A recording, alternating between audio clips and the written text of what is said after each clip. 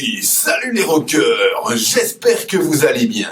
Aujourd'hui, je vais vous parler du modèle de musicothérapie Benenson et je vous parlerai aussi de la personnalité antisociale. Bienvenue dans Music Play!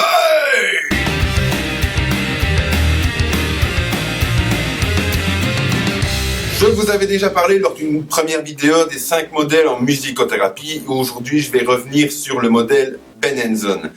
Alors, le professeur Benenson a commencé à concevoir ce modèle en 1969 et l'a peu à peu structuré, organisé et donné une consistance théorique au travers de 35 années de réflexion et d'application clinique, de formation, de supervision, de musicothérapie dans divers pays, d'Amérique du Sud et en Europe.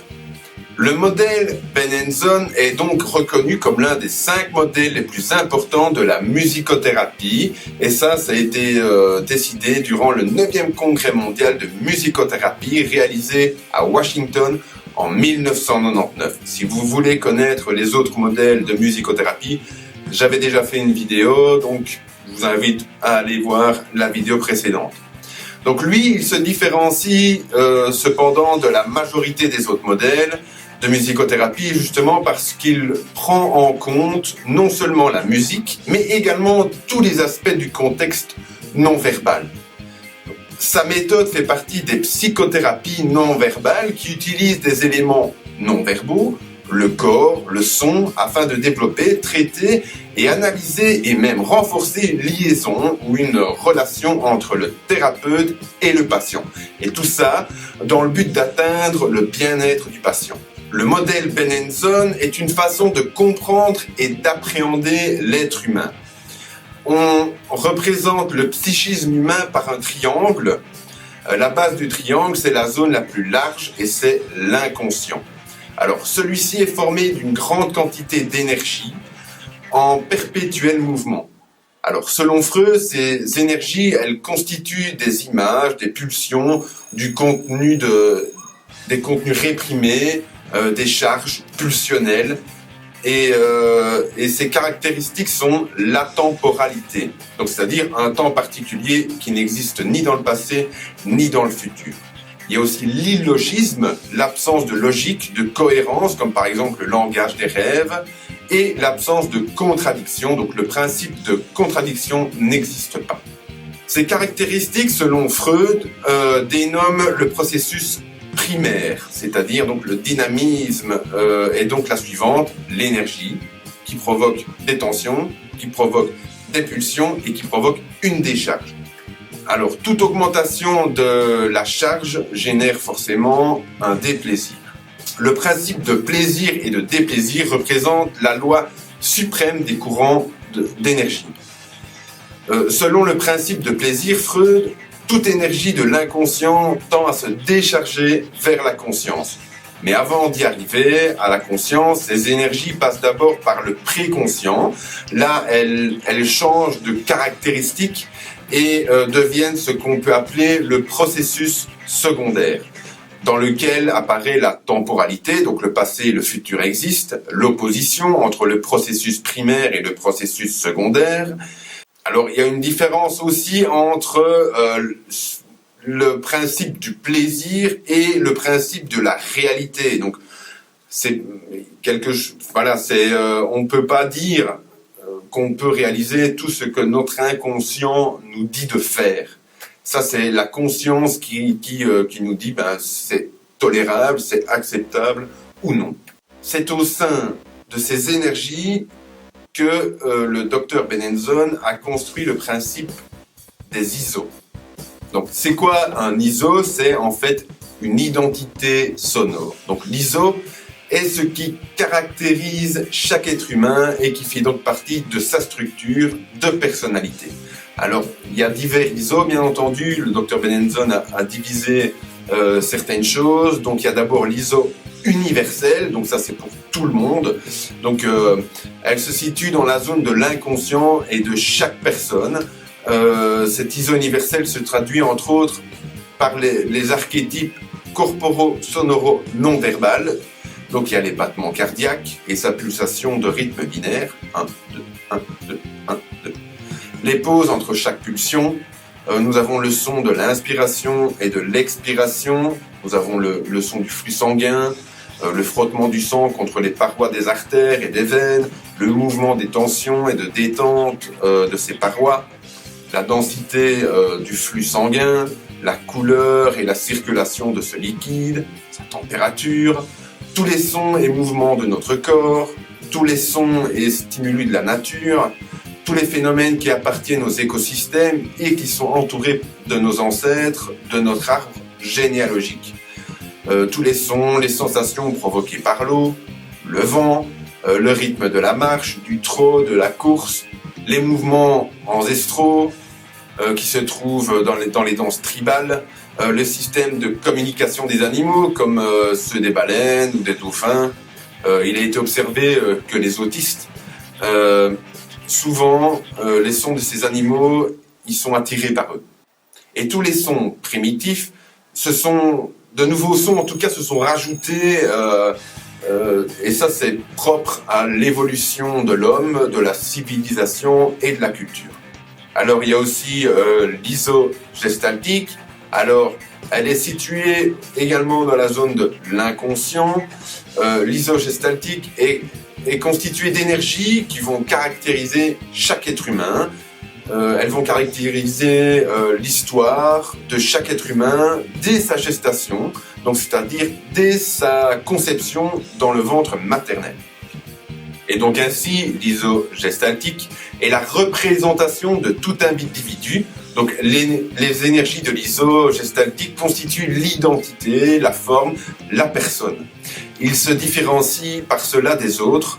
Ces énergies ont 3 origines, donc l'hérédité, les expériences vécues durant les 9 mois de gestation et toutes les énergies qui proviennent de l'écosystème et de l'environnement social qui entoure l'individu.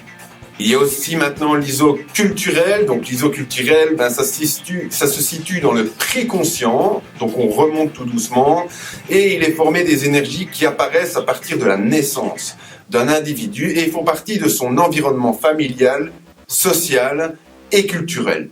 Alors on y retrouve entre autres les sons de la langue maternelle, le mode de communication intrafamiliaux, donc les cris, les chuchotements, les flux rapides, lents, etc. Et les façons de se vêtir aussi, la littérature, la poésie, la musique propre à la culture environnante. Alors il y a aussi les codes sociaux, et les codes des sous-groupes sociaux, par exemple les hippies, les gothiques, les bobos, etc., etc.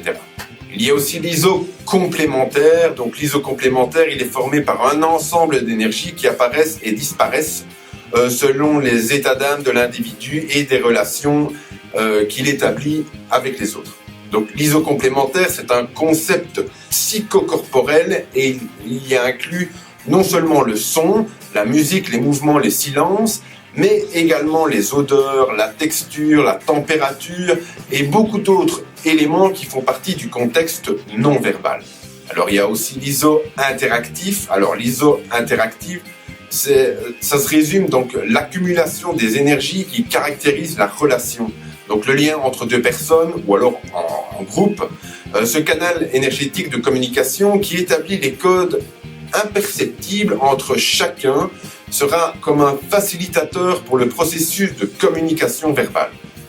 Alors il y a aussi l'iso-familial. Donc l'iso-familial, comme son nom l'indique, ce sont toutes les énergies de la famille, donc l'histoire de la famille pour découvrir son hérédité et les événements corporaux, sonoraux, musicaux.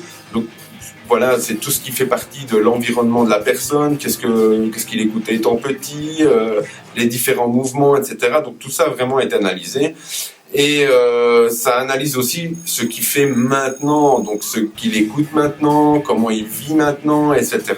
Donc dans la méthode Benenson, donc l'attitude du thérapeute, c'est il ne peut pas intervenir afin de ne pas envahir, ne pas séduire, ne pas induire, ne pas provoquer, ne pas stimuler, ne pas expérimenter, ne pas stigmatiser, ne pas avoir de préjugés et ne pas esthétiser. Donc c'est vraiment le thérapeute, en fait, il va, pour vous expliquer, il va mettre des instruments au milieu et il va laisser faire pour voir ce qui se passe.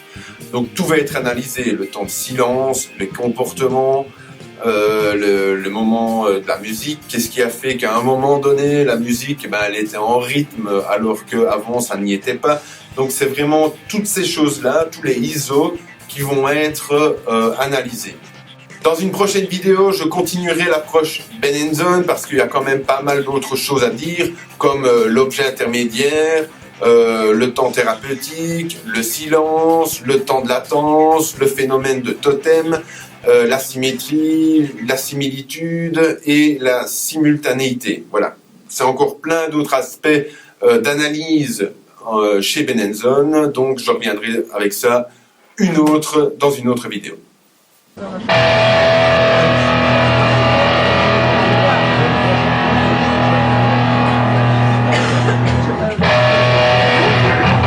je vais parler de ma fille. Une fille que vous connaissez tous très bien. Vous voyez qui je veux dire?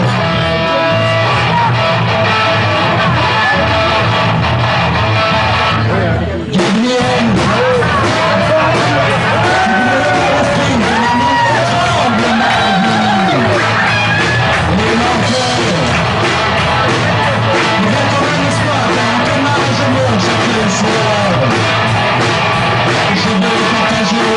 Parce que l'amour est conduit et entendre la vie et le bruit me souffler sous tes pieds. Oh, moi. Je ne veux plus voir l'image baptisée. 10 ans de chaîne sauvage, le jour se fait ma peine sans savoir l'amour. La bonne chance à celui qui veut ma place. 10 ans de chaîne sauvage, le jour se fait ma peine sans savoir l'amour. Je veux plus elle.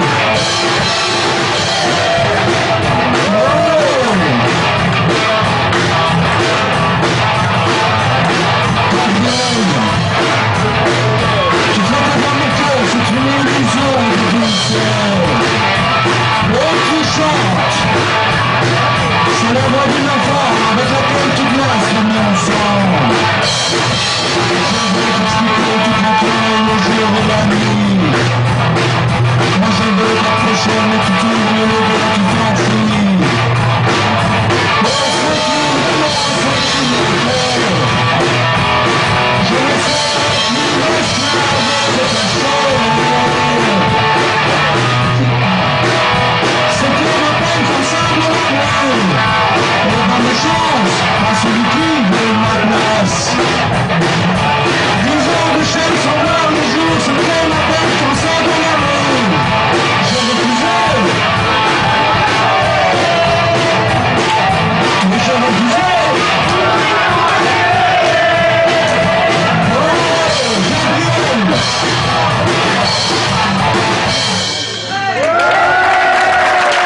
Merci beaucoup.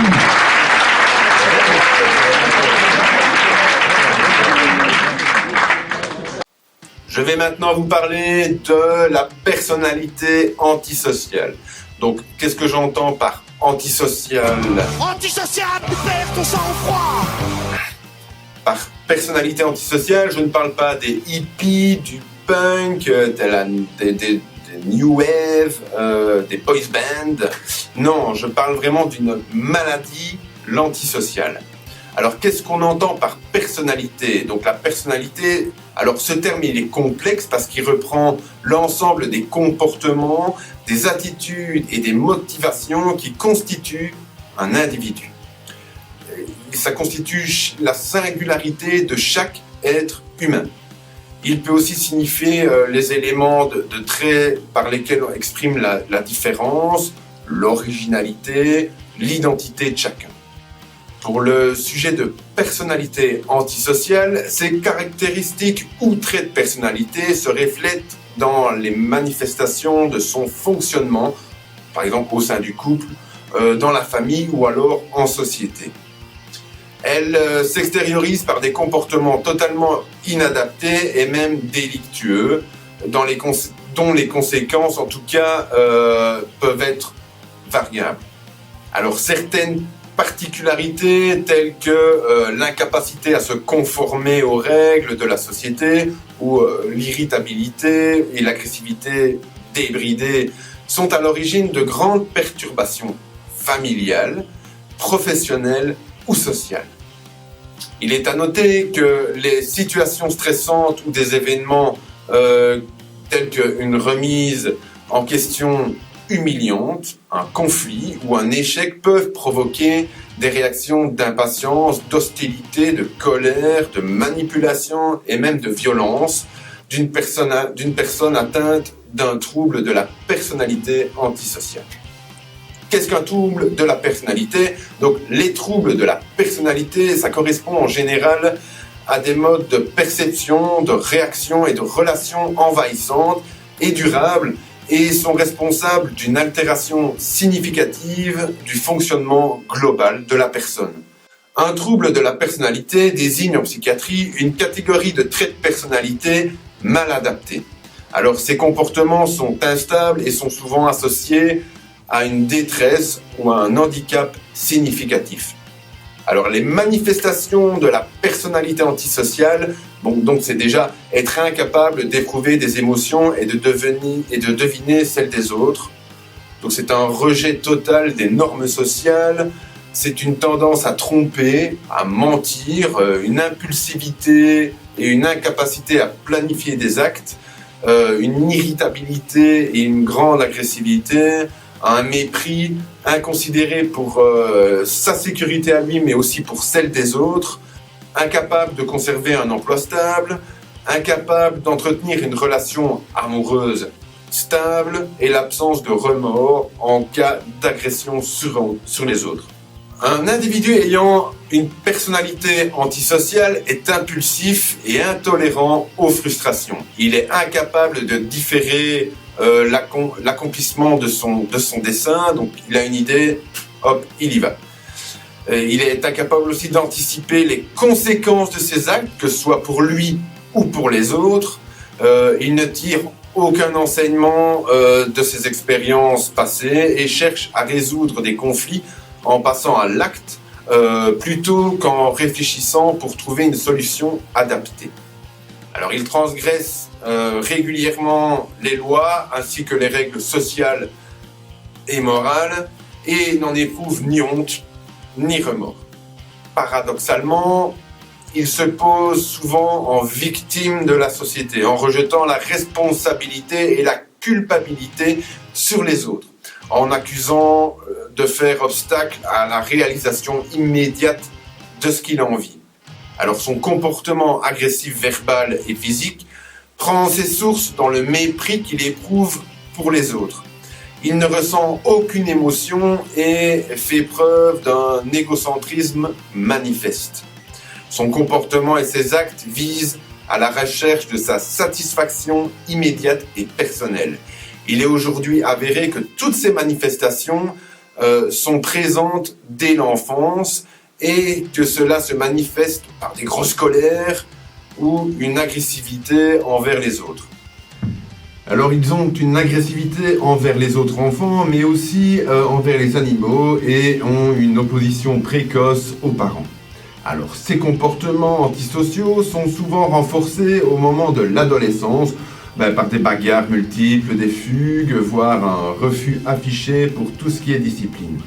Alors là, au niveau scolaire, ça reste difficile, malgré qu'ils ont un niveau intellectuel tout à fait normal. À l'âge adulte, l'instabilité se manifeste en premier lieu dans le domaine professionnel, mais aussi dans le domaine sentimental, qui n'est fait que d'aventures sans lendemain. Donc il faut savoir que les émotions fortes telles que l'amour et la haine, ça effraie ces personnalités antisociales car elles sont vues comme des faiblesses. Alors quelles en sont les causes? En fait, on ignore les causes de ce trouble de personnalité, même si on suspecte des facteurs biologiques, génétiques et environnementaux. Des antécédents dans la famille de personnalités antisociales augmentent les probabilités de développer eux-mêmes le trouble de la personnalité. Au niveau des approches thérapeutiques, on peut parler de l'entretien motivationnel. Au plan des stratégies, la communication, l'entretien motivationnel est à valoriser, surtout devant le comportement de dépendance face à la drogue, à l'alcool ou alors au jeu. C'est une approche non opposante et non contraignante qui vise à stimuler chez les sujets la motivation au changement et à son maintien jusqu'au passage à l'action. Elle stimule également sa volonté de persévérer dans l'adoption de comportements plus adaptés. Il y a aussi les thérapies cognitivo-comportementales, donc chez les enfants et les adolescents, un traitement aidant à modifier les pensées, les désirs, les jugements, conduisant à des comportements totalement inappropriés, peut se révéler utile. Aussi des stratégies actives et concrètes de thérapie cognitivo-comportementale, comme par exemple la musicothérapie. Je vous en avais parlé lors des 5 modèles en musicothérapie, et là je veux bien entendu parler du Behavioral Music Therapy qui travaille sur le comportement. Ici, la musique est utilisée pour renforcer son comportement positif. Alors, il y a l'approche médicamenteuse, c'est pas toujours très efficace pour traiter les personnalités antisociales. Il n'y a pas de médicament miracle. Ce qu'on peut faire, c'est juste traiter certains symptômes de dépression ou d'angoisse sévère.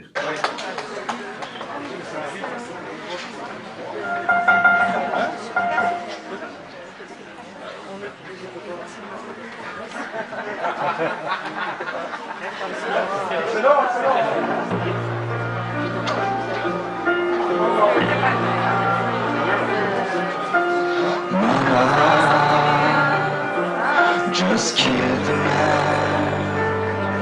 Put the guns again his head. Pull my trigger, now he's dead. Mama, life had just begun, but now I'm going for it all.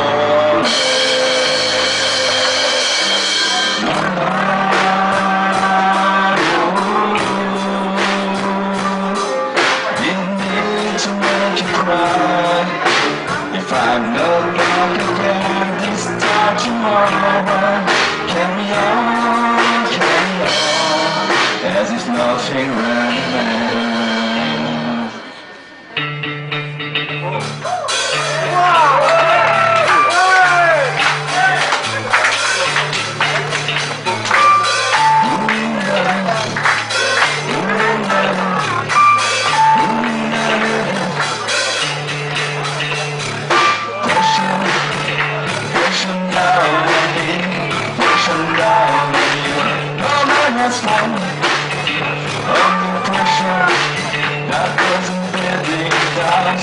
It's a funny too. What's people streets?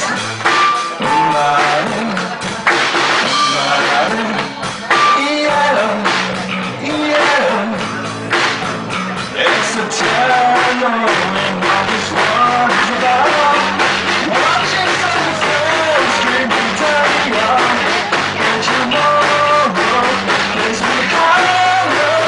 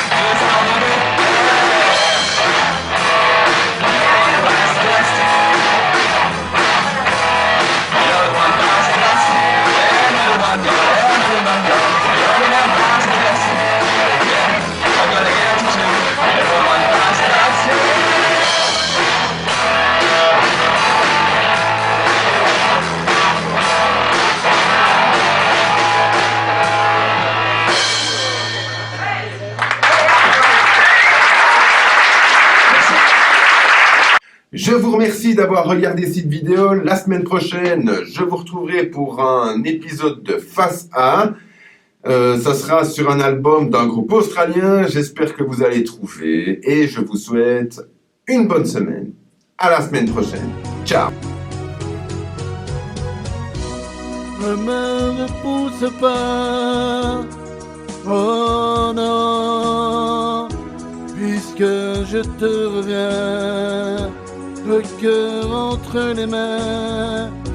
Ne dis pas c'est fini, oh non, avant de me juger. Laisse-moi te crier, pitié, pitié, pitié pour le coupable. Pitié, pitié, pitié, c'est pardonnable. Si je t'ai fait du tort, sache quand même que j'en ai du remords parce que je t'aime.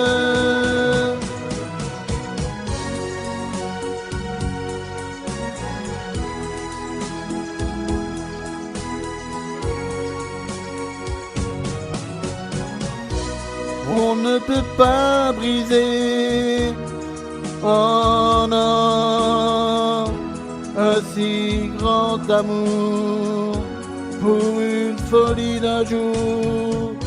Cette fille ne compte plus, oh non, dis-moi que tu comprends, ou alors fais semblant. Pitié, pitié, pitié pour le coupable. Pitié, pitié, pitié, c'est pardonnable.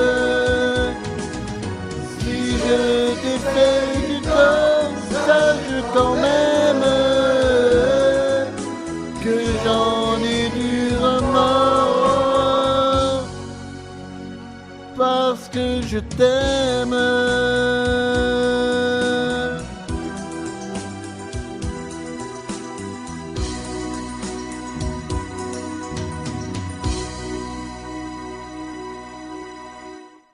C'est bien fait ce truc-là.